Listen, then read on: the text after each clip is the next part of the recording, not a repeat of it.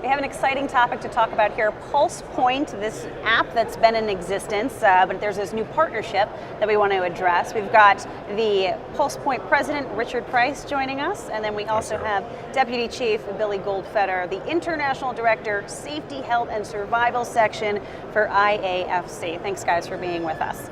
All right, first let's talk about what this is. Just give a brief description of what we've got for Great, PulsePoint. so PulsePoint is a mobile app that's carried by off-duty professionals like firefighters and paramedics, nurses, doctors, and anyone who's trained in CPR. And the app will alert them if they're near a cardiac arrest event. So PulsePoint runs in the 911 center, and if it sees a call for somebody who's unconscious, unresponsive, likely needs CPR, it alerts these off-duty professionals or citizens who might be in a restaurant next door or on the floor above in a business so that CPR can get started and an AED can be brought to that patient while the professional responders are still en route to the scene. Hopefully saving lives. That's right. And you've seen this in practice. So talk to us about what it's like to have this tool in the field. What I've seen is the lack of the tool and the difference this tool will make.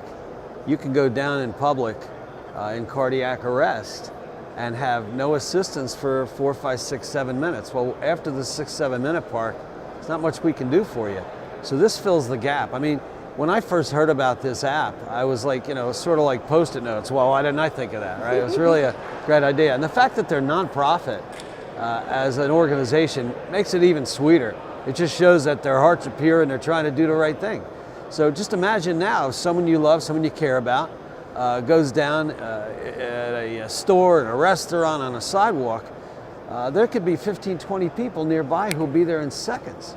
And that's actually happened. You've had some situations in, I think it was Seattle, I saw there was like 20, 30 people turned out for a run. Yeah, it's very rare to have that many. But usually so cool. It's 2 or 3, but we notify a number of people who are in the vicinity and some portion of them arrive, but usually it's between 2 and 3 on average that we bring to the scene. Because imagine having something happening, not having this app, and then learning that someone could have done something just steps away. Well, you're dead. But they had no idea. Yeah. Right. About 30% of the time, people get CPR prior to the arrival of advanced care of the paramedics. So we're trying to increase that number.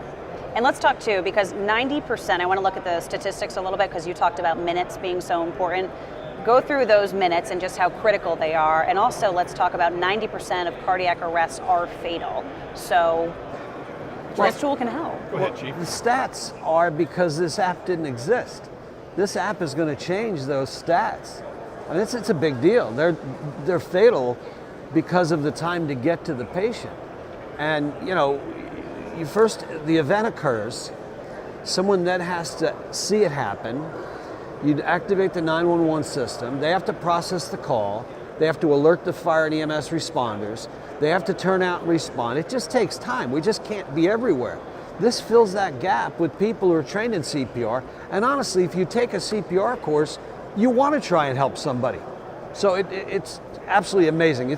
I'm absolutely convinced it's going to minimize that gap and lessen that gap. And 5, 10 years from now, we'll have the discussion that, wow, we're now at a 40% save rate because of what happened here. That would be incredible. And you do have to be certified. So how can people get it? If people are watching, they want to be involved, they want to take part in this, what do you have to do? So if you're trained in CPR, you just download the app. It's a free app. You opt in and say, I'm willing to be alerted if I'm near a cardiac arrest event. So from a responder standpoint, that's all you have to do. From an agency standpoint, agencies need to specifically implement PulsePoint in their local 911 center. And that's really what our partnership with IAFC is all about. We're here at the show, talking to fire chiefs, talking to the dispatch centers, to encourage them to be PulsePoint connected, so we have the ability to know when a cardiac arrest is occurring, to alert these volunteers.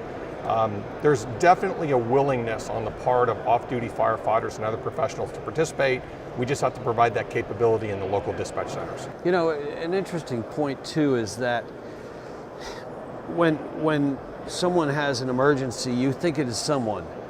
Maybe a better way to look at it is someone you care about, someone you love. So if you're debating on this application for your organization, well, imagine your dad's walking down the street or your mom's walking down the street or God forbid your child starts choking. This can make a huge difference. And you guys are here on the floor for any kind of questions that people might have, and then we're also going to have the website where people can go check it out as well beyond this event. And you also asked what the first step is people should do is get a CPR course, take CPR, then reach out to your local fire EMS agency and ask if they have PulsePoint. Great. Thank you guys so much. Thanks, Sarah.